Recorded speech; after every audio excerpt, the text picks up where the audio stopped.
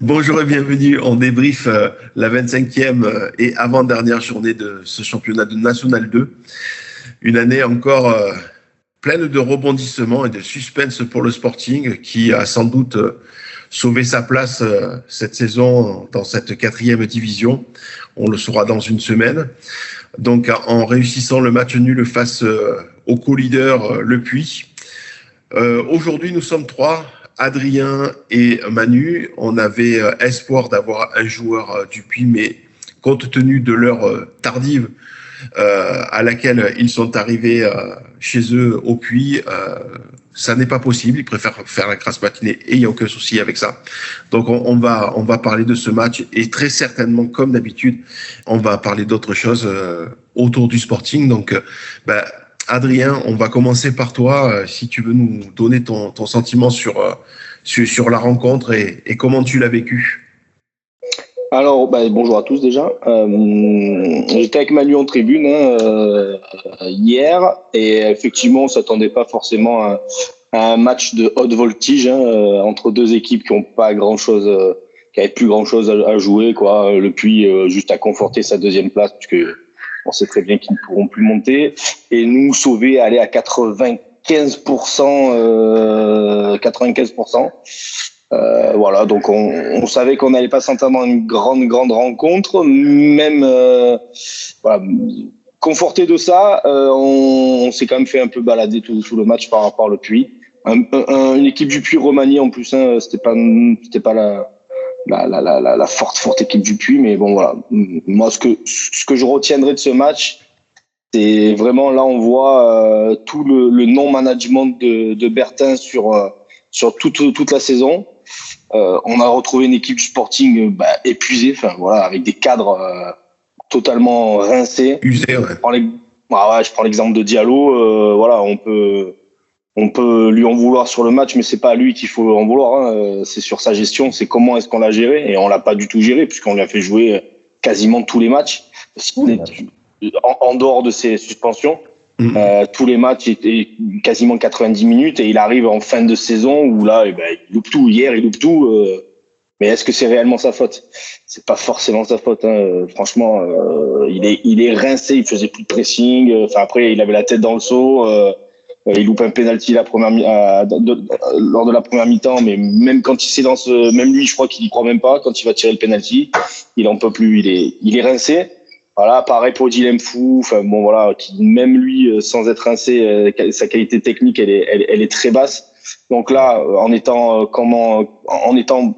cuit bouilli, ça a été catastrophique là aussi. Fourier, enfin on n'en parle plus. Puis voilà, donc ça, en fait, c'est la gestion de l'effectif qui ressort aujourd'hui. Enfin, ça fait quelques matchs déjà que ça ressort, mais là, ce match-là, vraiment, on voit que les gars. La saison, il est temps qu'elle se finisse, parce que sinon, ça aurait été encore des matchs encore beaucoup plus compliqués. Voilà. Donc, dans le jeu, c'est toujours pareil. Il y a aucun système de jeu. On a fait que balancer devant, mais bon, là, on était même plus présent. Même Diallo, il a perdu quasiment tous ses duels. Enfin, il était cuit. C'est pas pour ça d'ailleurs que Bertel a fait sortir.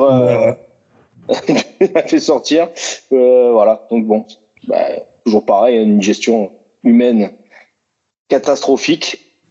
Voilà, avec une bonne petite rentrée de Silla qui vient nous égaliser à la 70e, et on prend un but sur coup de pied arrêté, beaucoup franc tiré. Bon, le mur laisse passer le ballon, mais bon, voilà, rien de transcendant au point de vue du jeu. On a hâte que ça se termine et de voir ce que ça nous réserve l'année prochaine, quoi. En sachant que l'année prochaine, ça va être beaucoup plus compliqué, avec une poule qui risque d'être beaucoup plus relevée. On en parlera tout à l'heure. Toi, Manu, ton ressenti, où semble-t-il en off, Adrien me disait que le vrai spectacle était plus en tribune que sur le terrain hier soir. Ouais, ça a été un peu sympa pour ça, parce qu'il y avait donc de clubs italiens, plus les Parisiens qui étaient en tribune avec nous, donc ça c'était bien sympa. Et après sur le terrain, c'était autre chose. Il fallait vraiment se motiver. Et voilà, Adrien a tout dit. Je crois que hier, voilà, on a vraiment touché du doigt quand je ne cessais de dire depuis des mois que la gestion de Berthin, notamment pour l'attaque, mais c'est valable pour évidemment l'ensemble de l'équipe, mais en attaque c'était criant, de ne jamais faire de changement dans son attaque, de ne pas inventer autre chose. Enfin, c'est du jamais vu. On m'a parfois un peu critiqué sur le fait que je critiquais facilement des joueurs. C'était pas le propos. Je voulais bien dire qu'il fallait évidemment intégrer tout le monde, et on avait une ligne d'attaque. On peut dire ce qu'on veut, hein. On met ça un peu facilement en disant que cette année c'était pas une grande qualité, etc. Moi, je pense qu'on avait une ligne d'attaque pour faire quelque chose de tout à fait correct. Si là on l'a peut-être pas même nous assez souligné, mais par rapport au temps de jeu, par rapport à comment il a été traité, ce joueur, si on regarde bien, il a souvent été intéressant quand même. Il y a beaucoup de matchs où il était titulaire. Enfin, il n'y a pas été beaucoup de matchs titulaires, mais les matchs où il était titulaire, un des rares qui arrivait à être un petit peu, à faire quelques. Il fait souvent des tirs de loin d'ailleurs, à être un peu. Un temps soit peu dangereux, c'était parfois bien lui. Mourdi aussi, c'est un peu le même cas, mais il est arrivé plus tard. Mais pareil, on a vu très vite qu'il était très intéressant. Et ces deux joueurs-là, Berthen ne se dit pas une fois, je vais les associer. Utiliser, ouais. Ouais, non, mais on l'avait quand même souligné. On a quand même évoqué le fait que on aurait aimé voir, par exemple, une association Silla Abdou, par exemple, des choses comme ça, puisque, enfin, moi, je me souviens avoir vu, je sais plus quel match de préparation où justement il y avait eu cette association et que j'avais trouvé très très intéressante. Mais bon, voilà, ça souligne, comme tu le dis, le fait qu'il n'y a pas eu beaucoup de turnover déjà dans un effectif qui était limité. Non, mais absolument. Mais vous savez, après, là, pareil, on a un peu trop facilement dit cette année déséquilibré, manque de qualité, etc. C'était pas tant le cas que ça, hein, attention, hein, parce que tu avais 3 défenseurs centrales, donc si Berthin a décidé de s'en servir que de 2, ben c'est son problème. Mais le fait est qu'il en avait 3. Et donc, qu'est-ce que ça a fait? Qu'est-ce que ça a procuré comme effet? C'est que de temps en temps, il a mis Moulé à un poste qu'il n'aurait pas dû mettre. Donc, ça a modifié beaucoup de choses. Dans le secteur, le vrai secteur, il y en avait un, où on était peut-être en quantitativement et un peu qualitativement, c'était bien le milieu. Pour moi, il manquait dans cette équipe. On a parlé de déséquilibre. Nous, je veux dire, ça a souvent été notre cheval de bataille. Il y a eu bien des années où on était, je pense, peut-être plus déséquilibré que ça. Cette année, il manquait peut-être un vrai milieu en plus, costaud un peu, pour qu'on soit bien, parce qu'encore une fois, en attaque, on était étoffé. Je suis excusé de le dire. Il y a Moukele a disparu des radars, mais Moutos, Silla, Mourdi, Fourier, Diallo, t'as 6 attaquants. Enfin, je veux dire, tu peux pas en prendre 8. Hein. Donc voilà, si on regarde derrière, t'avais tes 3 centraux, bah, c'est Berthin qui se prive d'un et non du moindre. Hein. L'ex. Ouais, tu te prives d'un Moulé au milieu, par exemple. Alors, tu te prive de Moulé au mieux parfois, mais sur les côtés, ben, t'avais, même si il a été repositionné, mais t'avais Belkacem Diop, il était pas là. Après, sur le coup, à gauche, t'avais deux vrais latérales gauche. L'effectif était pas si dégueulasse, si déséquilibré que ça. Hein. Il y avait bien autre chose à faire.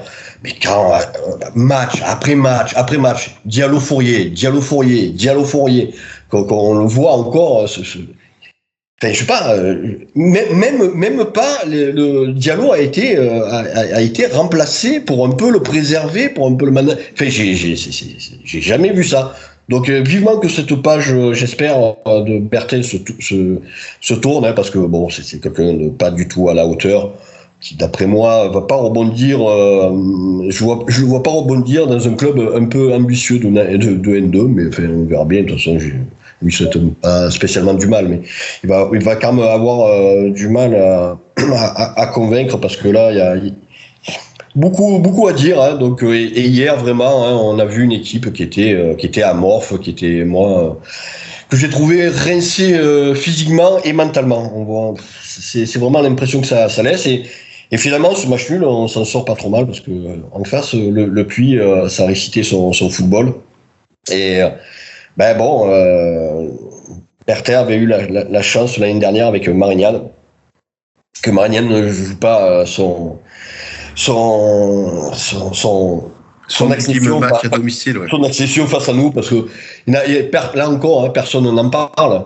Donc on avait gagné, donc c'est dit les louanges, mais n'oublions pas que Marignane, en perdant contre nous, est quand même monté. Donc là, cette année, c'est pareil, hein, le Puy était hors course pour l'accession. Et voilà, donc ça fait qu'ils nous ont pas enfoncé. On a pu récupérer le match nul, mais on se rend compte qu'effectivement, s'ils avaient dû jouer vraiment la gagne, on aurait eu les pires difficultés à prendre un point. Et donc on s'en sort bien. Puisque on évoque le coaching et surtout le coach, enfin, tu parles du coach, on peut peut-être évoquer les différentes rumeurs et les noms qui circulent autour du Sporting. Aujourd'hui, c'est plus un secret. Hein. On sait que Jean-Noël Cabezas fait partie des gens visés. On sait que Guichard fait partie des personnes visées. Enfin voilà, il y a en gros 3-4 coachs potentiels visés par l'actionnaire majoritaire pour remplacer Bertin. Oui, on sait aussi que la cible principale, Masmoudi a refusé. Ouais, tout à fait. Voilà, donc ça c'était la cible prioritaire. Après, donc voilà, il peut se mêler une autre tierce personne qui, en tant qu'adjoint. Ouais, oui, voilà. Adjoint si Bertin restait, tout à fait. Si Bertin reste ou s'il part, de toute façon, hein, apparemment, c'est quelque chose qui peut se produire. Donc bon, il y a encore quand même quelques interrogations, mais effectivement, je pense que Guichard et Cabezas, sont les deux. J'ai pas vu vraiment de noms, d'autres noms. Il y en a eu d'autres, mais c'est un peu plus informel, mais ceux-là reviennent souvent dans les conversations. Donc nous on est au courant évidemment, mais d'autres le sont. Donc c'est pour ça qu'on en parle tout à fait tranquillement ce matin. Hein. Oui, tout à fait. D'autant que Cabezas, hier soir, de ce que l'on me disait, tiendrait la corde, déjà parce que il est remercié par Cannes, hein, même si le communiqué est relativement classieux et élogieux. On sait très bien que voilà, il était pas question pour le club de Cannes et ses ambitions de garder Jean-Noël Cabezas. Jean-Noël Cabezas, que l'on connaît très bien au Sporting, puisqu'il a fait partie des buteurs qui ont brillé sous les couleurs toulonnaises. Voilà, il connaît la maison, il connaît la division, donc c'est quelque chose qui peut être intéressant sur le papier. En tout cas, de ce qui se disait hier soir, c'est qu'il faisait partie vraiment de la très short list qui petit à petit se réduit. Après, un entraîneur, c'est bien beau, c'est très bien. Mais c'est comment va s'orienter le staff derrière lui. Si c'est juste pour mettre un entraîneur sur le terrain, sur le pré, et lui dire allez, fais un miracle, fais-nous monter. Enfin, tu peux mettre même Carlo Ancelotti là actuellement. Comment est le staff, comment est le club. Je pense pas qu'il y arrive à faire. Bien sûr, il y a ça, mais il y a aussi ce que l'on dit maintenant depuis des années, hein, à savoir que le Sporting, c'est un château de sable. On a beau nous raconter tout ce qu'on veut, clairement, si en termes de structuration, tu es friable, on va dire ça comme ça. Clairement, voilà, tu peux avoir une embellie et monter comme ça a été notre cas en 2019 ou comme ça a été le cas de Marignane, mais on voit très bien que les clubs qui manquent de structuration, malheureusement, ne tiennent pas à l'échelon supérieur. Hein. Voilà, il y a cette réalité-là. Et encore, à Marignane, ils ont une réserve tout à fait qui marche bien, qui peut des jeunes à des niveaux supérieurs aux nôtres, peut-être pas mortels, mais voilà. Enfin, Marignane, ils sont pas forcément moins bien lotis que nous. Et puis, eux, ils n'ont pas. Bon, je vais pas citer le nom, même si je vais vous parler d'une petite anecdote en fin d'émission là, qui est rigolote, mais voilà, nous, ils n'ont pas peut-être les personnes, nous, qui œuvrent dans le club et qui sont complètement, là aussi, larguées, et qui sont complètement dépassés. Et donc, oui, évidemment, on n'en est plus à un changement de coach, parce que, bon, il y en a beaucoup qui vont encore espérer, mais comment espérer un vrai espoir durable quand tout autour du coach, ça sera creux, vide et dans un fonctionnement même un club de district n'a pas. Voilà. Mais bon, on n'empêchera pas quelques-uns d'espérer, mais honnêtement, pour un vrai espoir durable, mais il faudra attendre bien plus que Cabezas, Guichard, qui sont, par exemple, si on doit dire un mot sur eux, sûrement deux très bons choix. À titre personnel, j'ai une petite préférence. Guichard. Plus pour Guichard, parce que bon, Cabezas, voilà, c'est encore un peu ces genres de coach finalement que j'ai plus envie d'avoir, c'est-à-dire qu'on connaît trop et j'ai vraiment envie de quelque chose d'un peu plus nouveau, et Guichard entre plus dans cette case-là et plus jeune, mais évidemment Guichard, j'ai pas de doute sur ses qualités de coach. Par contre, pour réussir au Sporting, il faut être bien plus qu'un coach. C'est ce que j'allais dire, c'est que faut faire appel à d'autres qualités footballistiques que l'avantage de Jean-Noël Cabezas, c'est que c'est quelqu'un qui connaît la pression, puisque avec l'arrivée des nouveaux investisseurs à Cannes, c'est quand même un mec qui est parvenu à monter et comment dire, à marcher sur la N3 la saison dernière. Cette saison, en étant promu, il fait quand même une belle saison. Il va finir très certainement 4 ou 5e dans un contexte où il y a de la pression, avec des supporters qui ont très très souvent réclamé son départ, avec des investisseurs qui sont très très ambitieux. Voilà, tu vois, pour moi, il a aussi cette qualité d'avoir su résister et su travailler dans un contexte qui peut peu ou prou ressembler à celui du Sporting, même si les moyens financiers et les équipements autour du club sont totalement différents que ceux de Toulon. Guichard, voilà. Est-ce que le contexte a trop, mouvementé? Je sais pas. Mais en tout cas, ce sont deux problématiques qui sont intéressants. Ouais. Deux problématiques différentes. On peut se dire que Cabezas, il vient à Toulon un peu. On se dit, est-ce qu'il va pas retomber tomber dans les travers de ceux qui sont déjà au club, c'est-à-dire venir et prendre son fric et rien branler, comme certains du club avec les copains. Hein. Bon, voilà. J'espère pas. Je pense pas qu'il ait cette mentalité-là. Mais vous savez, avec le Sporting, on n'est jamais à l'abri de ça. Et puis un Guichard, il peut très facilement, donc comme il a aucun lien, on va dire, avec le Sporting, c'est plutôt un choix, on va dire, sportif. Et moi, je préférerais aussi ce choix-là. Mais il peut se dire qu'au bout de 3 mois, il peut se dire, mais où je suis tombé? C'est quoi ce club de fou? Et claquer la porte à tout moment. Donc, il y a deux problématiques qui se posent. Moi, s'il y avait vraiment un choix à faire, je pense que j'irais sur le choix de Guichard, mais aussi est-ce que lui il travaillait dans ce contexte-là, ça lui va quoi, enfin ça lui conviendrait.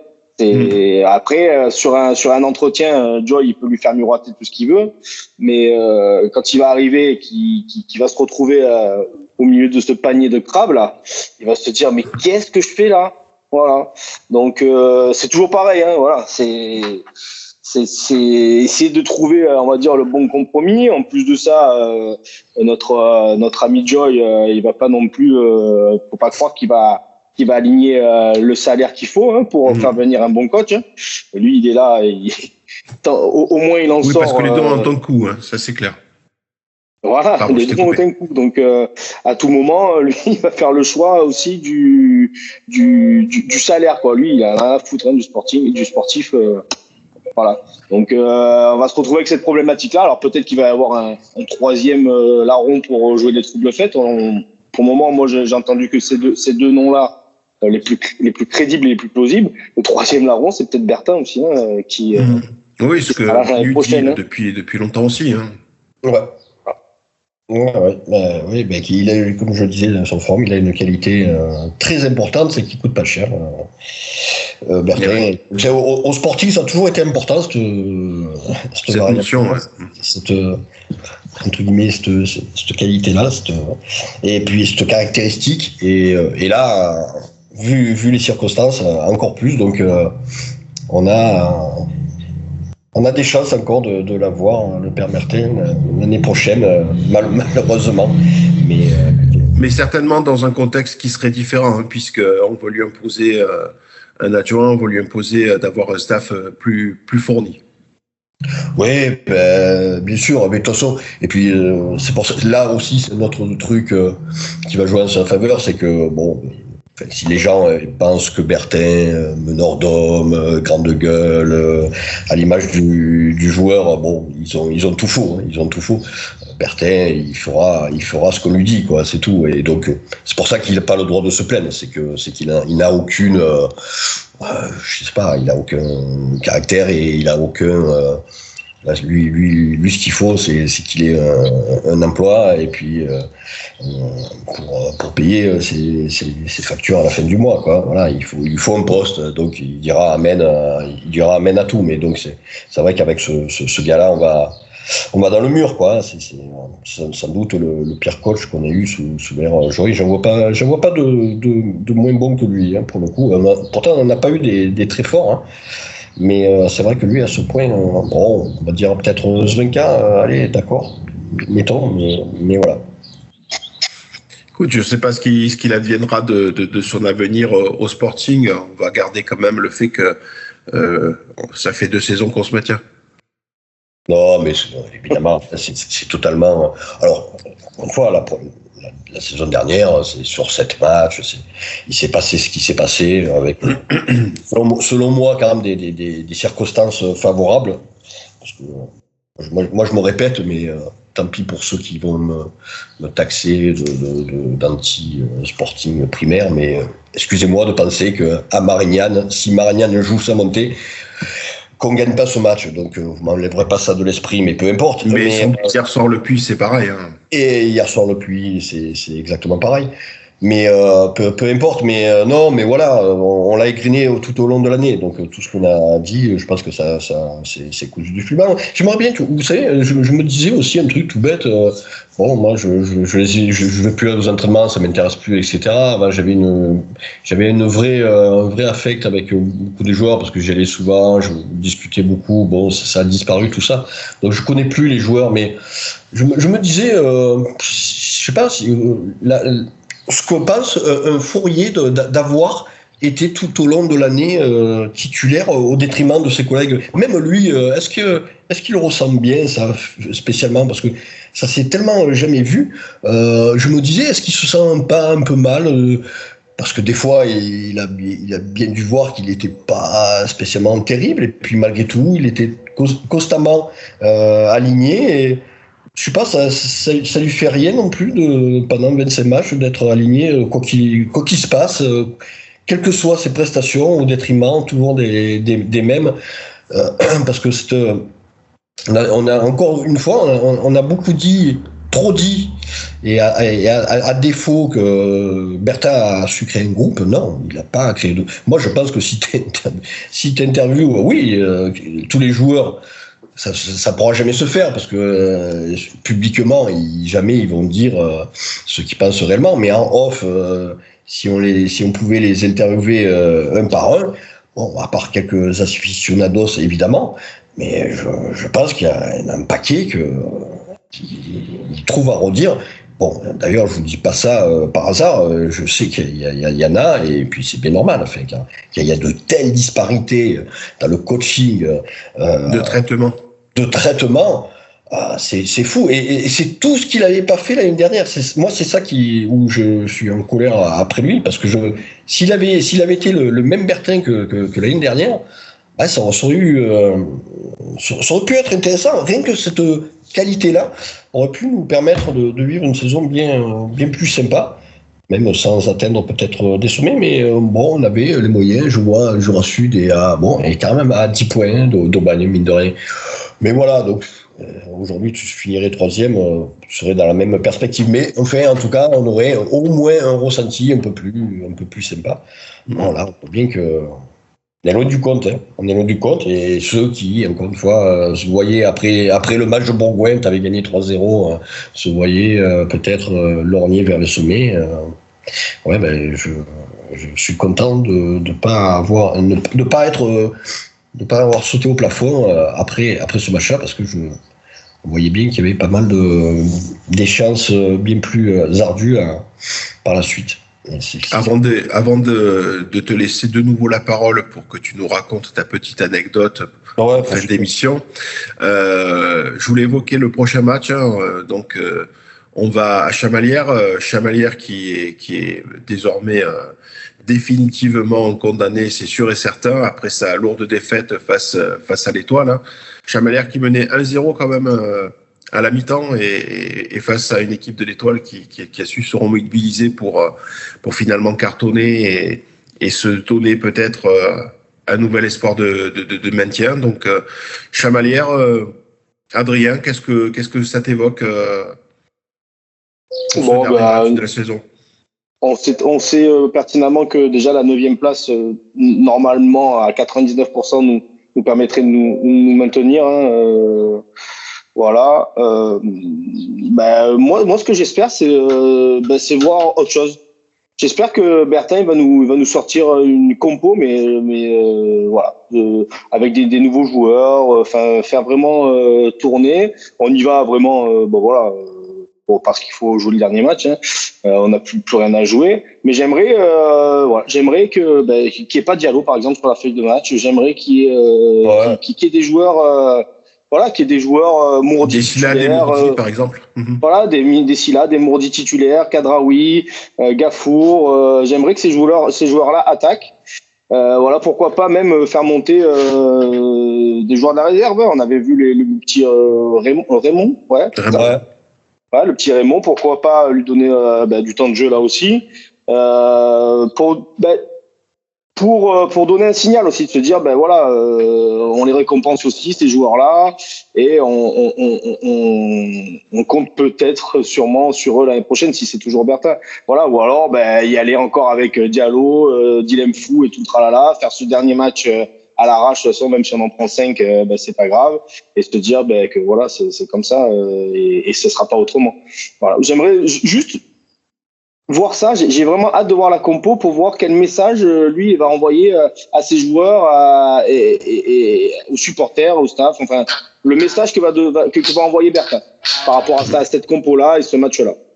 Essayer d'autres choses, un système de jeu, essayer de jouer, parce que bon, après il va nous sortir, il va nous dire ouais, mais on était toujours en difficulté, donc je me suis rattrapé aux qualités de mes joueurs, enfin bref, voilà, donc Diallo pour les déviations, les machins, les ci et là, ok, bon, maintenant que t'es sauvé, que le job est fait, j'ai envie de dire, qu'est-ce qu'on envoie comme message? Est-ce qu'on fait tourner, est-ce qu'on fait ou est-ce qu'on continue encore à faire toujours pareil avec les mêmes joueurs? Là, tu peux vraiment envoyer un message, tu peux dire un truc rien qu'en envoyant une compo différente. Bien sûr. Allez Manu, c'est ton heure pour nous raconter ta petite anecdote et conclure l'émission. Non, c'était pour évoquer encore un peu le Deville-Show. Déjà, il faut commencer par le début. Vous savez qu'il y avait comment ça s'appelait c'était pas le trophée le truc inter-entreprise, ouais. Ouais, ouais. Je me rappelle. Mais là, ils ont fait pétanque, je crois, cette année. Non, alors. Donc le truc inter-entreprise, excusez-moi. Le tournoi inter-entreprise qui est en fait un tournoi des entreprises qui sont partenaires du club. Des entreprises, et puis dans chaque entreprise, il y avait des anciens joueurs, et donc voilà, c'était un truc qui se faisait depuis, peut-être pas loin d'une dizaine d'années, mine de rien. Le temps passe. Et voilà, faute de trouver des anciens joueurs, parce que manifestement, il n'y a pas que nous qui critiquons, hein, même les anciens joueurs, tout ça. Bon, on se sent pas très bien à évoluer au Sporting, donc ils ont du mal à trouver des anciens joueurs qui veulent participer. Les entreprises, c'est pareil, hein, parce que c'est vrai qu'en 2024 et bientôt là en 2025, je sais pas s'il faut être tout à fait normal pour investir encore au Sporting, en connaissance de cause. Hein. Bon, après, on trouvera toujours, si c'est la boulangerie du coin, d'avoir son maillot sur le parti. Pour le Sporting, c'est sympa. Mais pour une entreprise un peu digne de ce nom, investir au Sporting, faudra m'expliquer. Bref, donc ce truc n'existe plus, faute par rapport à tout ce que je vous ai évoqué, partenaires, anciens joueurs. Donc on fait un concours de pétanque. Donc il se dit d'ailleurs au passage que l'année prochaine ça risque d'être un concours de fléchettes ou un concours de belote, je ne sais pas. ils hésitent. Donc déjà ça, je trouve ça fantastique. Et par rapport à ça, donc notre Guillaume Deville national n'a rien trouvé de mieux à faire que de convier Mistral FM, qui n'est absolument pas le partenaire du club, qui est d'ailleurs le partenaire du club voisin, le HFC, et en snobant le vrai partenaire, parce que le club, le Sporting, a une radio partenaire, Top FM, qui paye par 4 000 euros. Qui paye par an une somme pour être partenaire. Donc Guillaume Deville ne trouverait rien de mieux à faire que de ne pas inviter Top FM, avec qui ils sont partenaires, pour inviter une radio concurrente. Mais donc c'est pas grave en soi, mais ça reflète plein de choses de ce que ce gars-là fait depuis des années. On voit qu'il est moins efficient à faire ça qu'à porter plainte contre ses propres supporters. Mais des histoires comme ça, moi j'en connais plein, hein, et c'est aussi ça qui explique plein de choses, parce qu'il est un peu le symbole de ce Sporting qui ne marche pas et qui ne marchera jamais tant qu'il y aura des personnes comme ça qui œuvrent dans notre club. C'est assez dramatique, mais encore une fois, ça paraît anodin. Ça l'est pas tant que ça, hein, parce que quand même, faut le faire. Et je vous dis, c'est très, ça reproduit bien plein de choses qui se passent depuis des années dans notre cher club. Voilà. Voilà, c'était l'anecdote du jour. Nous, on va se retrouver une dernière fois à débriefer une rencontre du Sporting la semaine prochaine, puisque, comme je le disais plus tôt, on se rend à Chamalières pour l'ultime journée de ce championnat de National 2. Championnat de National 2 que l'on retrouvera une nouvelle fois. Avec la saison 2025. Pardon ? Avec un bonheur non dissimulé. Ah ouais, c'est la folie. C'est de la folie. Et puis voilà, donc on vous souhaite un bon dimanche, puisque une nouvelle fois, c'est dimanche matin pour nous, au moment où on enregistre. On vous souhaite une bonne semaine et puis on vous dit à la semaine prochaine. Salut.